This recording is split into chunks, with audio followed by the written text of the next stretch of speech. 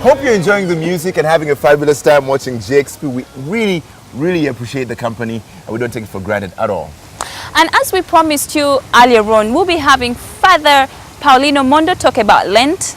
And yes, if you have any thoughts on what he's saying, he says something profound that you'd like to share, feel free to just, go onto our Facebook wall, that's NTV GXP, and just type it out and let us know that you like that particular segment of what he said. Or you can let us know about it on Twitter. Our Twitter handle is NTV_GXP. And of course, for suggestions, comments, and greetings, just feel free to text us on 6565. But for now, let us enjoy this lovely message from Father Paulino Mondo. Good morning, viewers.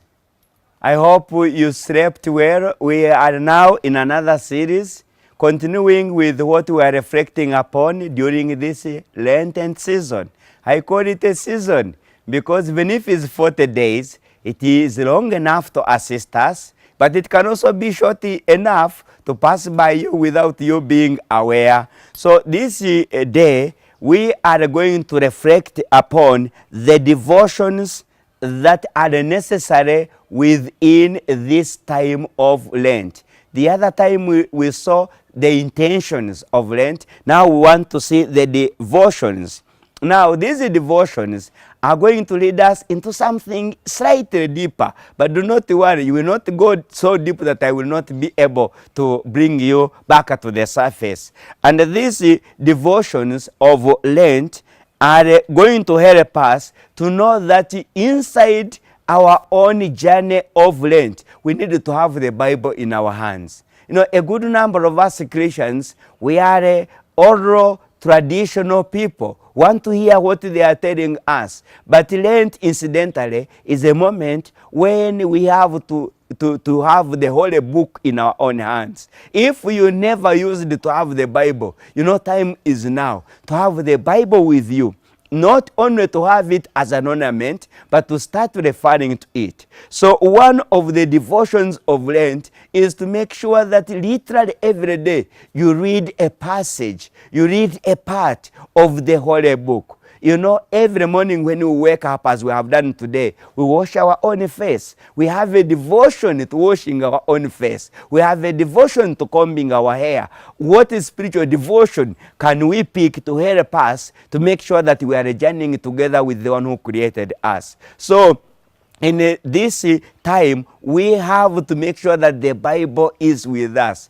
I encourage you, without even another word as a by the way, that when you are going to church, why don't you carry your holy books? Imagine you have a car, you have a bag, you have a mobile phone, some even have an iPad, but you leave the Bible at home. You carry your Bible, and when people ask you, where are you coming from? You tell them I was in church, and you can even see my books. I was just there to do that. We needed to be people who demonstrate our faith with signs. But there are also little things that you will give space in this span of the week to see if they can talk to you. And one thing you will get in the Bible, more so in the Gospel of Luke chapter 2, is the prophecy of Simion. In Lent, we need to reflect deeply on the prophecy of Simion. What did Simion do and say? When Jesus was presented in the temple, Simion took the baby Jesus, and looking at Jesus, he says, "Your coming on earth is going to bring salvation for many, but also tough destiny for others who will reject you." And he told the mother of Jesus that, "Mary, a sword is going to pierce your own heart." So we need to reflect on that. How do we face sorrows when they come our way? For sure, in our own environment, every time we are receiving news, sometimes they tell you somebody has passed on, a car has got an accident, your shop has not sold things today, children have been sent away from school. How do you welcome a moment of sorrows? This season of Lent has to help us to see on how we can be people that can have enough springs, enough shock absorbers to understand and assimilate the moment of sorrow when it comes to us.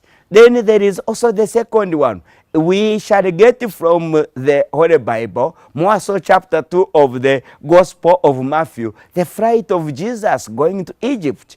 What happened? that even God had to run away from his own common area, had to take off. Why? Because enemies were there to destroy his own life as an infant. Chapter 2 of Matthew will give us dynamics towards that. And you don't need even to have read a lot to know that. But when you look around, are we not still living in the same experience? Look even around the country, Uganda. How many people are we calling refugees? Refugees from Congo are here. Refugees from Southern Sudan are here. But also vice versa, some refugees from Uganda are in Kenya. Others are in Denmark, in Sweden, and other parts of the world. So we are a generation that is still fleeing from where we would call home. So Jesus is helping us in this Lenten season to make sure that we have a devotion, not only to assimilate what we can do when this a thing comes into our life of freeing, but to do what it takes to make sure that we don't cause war, we don't cause friction. We are the people who become instruments of peace. Then there is also the other aspect that I will assist you to go through as a bit of a devotion in this Lenten season. You reflect on that part of the Bible that it tells us about the loss of Jesus in the temple of Jerusalem. Jesus got lost in the temple. Certainly you can say getting lost in the church is good. But this has even some deeper dynamics. Why? Because how many families are separated? How many families, you have children, you don't know where they are. You have your wife, she told you she went to work, she has never returned. You have your husband, left the village, came to an urban area and just disappeared in thin air. You hear people telling you about him, but you never see that person. Gives you even long addresses. So this disappearance of Jesus in the temple has to help us to start doing what it takes to make sure that what Joseph, Mary, and Jesus did is done also by us, to again make sure we take a journey and we look for the people we love so that we can be a people in communion to put again the family together. The other devotion is the way of the cross. You have already seen it on Friday.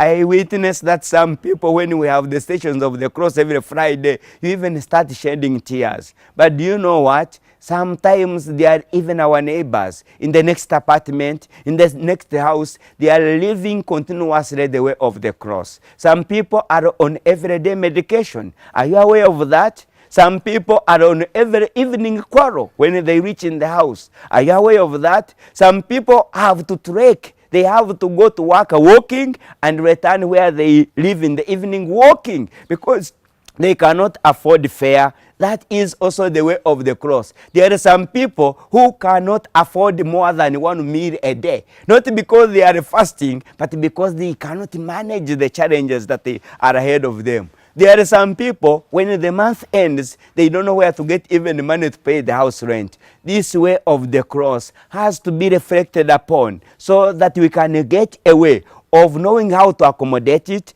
and asking the Lord to help us to change towards what is better.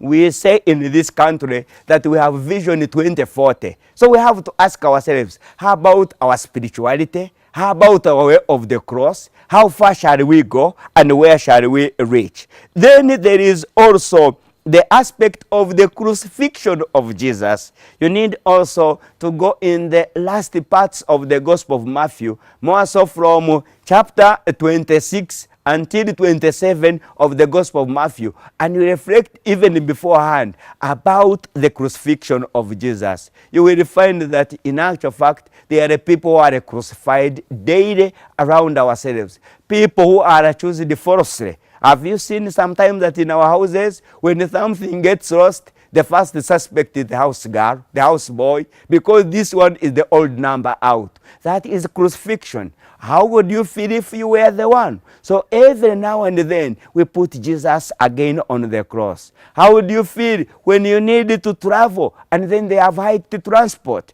How do you feel when you are waiting for medicine at a dispensary or a hospital and all of a sudden they tell you drugs are over or they are not drugs at all? How do you feel when you reach your house, you wanted to take a shower, you even had paid your water, but water is cut off? How would you feel when you would have a bit of appetite to eat beans, but you do not have even enough coins to buy a kilo of beans, or you have bought them, you cannot even afford the charcoal. So we need to make sure that we do what it takes to move towards the life where the cross is understood in a way we can manage it. Then there is the piercing of the heart of Jesus. When Jesus is on the cross, his heart is pierced. Now, this one again will take you a bit deeper. We have a lot of betrayal among ourselves. Is it not so? How many people date and betray?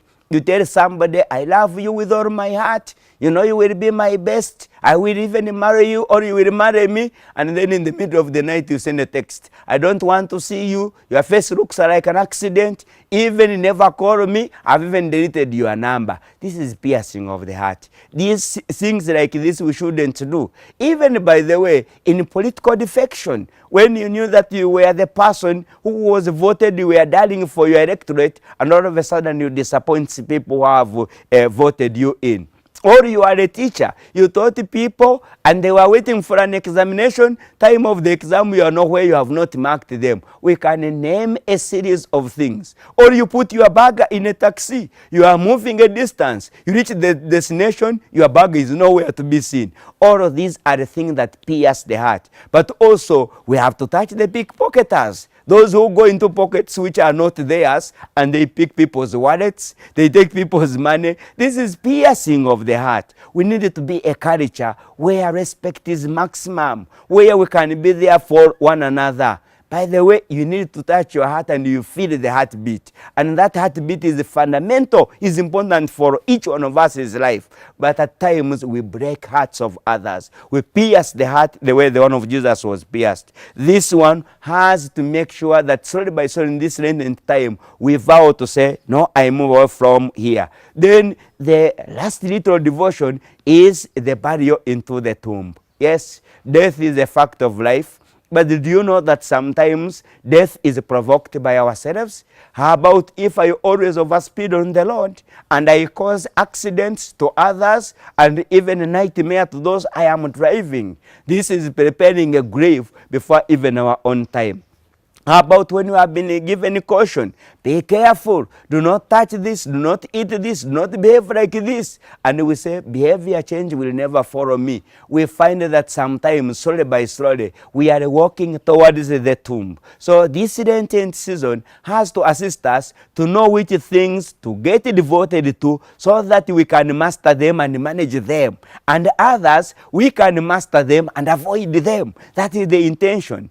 So in all of these series of this short reflection, let us see on how we manage challenges that come our way. Lent is not something that is in the air. Lent is very practical. It helps us to go through, to walk as if we are walking through a tunnel, waiting to reach light at the end. A light not of surprise, but a light of joy. So my dear friends, we have to do our best to make sure that the devotions like this and others I have told you, more so having the Bible in your hands. For those also who are attached to the rosary, have the rosary. For those who want to make pilgrimages to places of prayer like Namugongo, like Bukarangwe, like Chiwamirembe, and other places of prayer, start going so that when this devotion enters into your own system, you can say, yes, 40 days, but they were not an illusion. They passed, they helped me to be what I thought that God had prepared for me. So now from here, we are going to be preparing ourselves. You see, we are learning. Time is not with us. But next time, we are in fact going to reflect together upon what do we expect to do when we shall reach the Holy Week. What is it all about? I know it is still in advance, but if you want to harvest, you need to plant so that you can reach there and have a good harvest. So, hoping that you will put these things in practice, I ask you, take a moment, hold your book, promise yourself before the Lord who created you in whatever religion you believe in, and tell the Lord, more so when you have the Bible, that you know what, these words are not going to leave me behind. All of this is intended to make us better people, better Ugandans, and better human beings who have been created in the image of God. Have a nice devotion time, and let us now wait for another series that will come. I will not tell you bye, because soon I will return back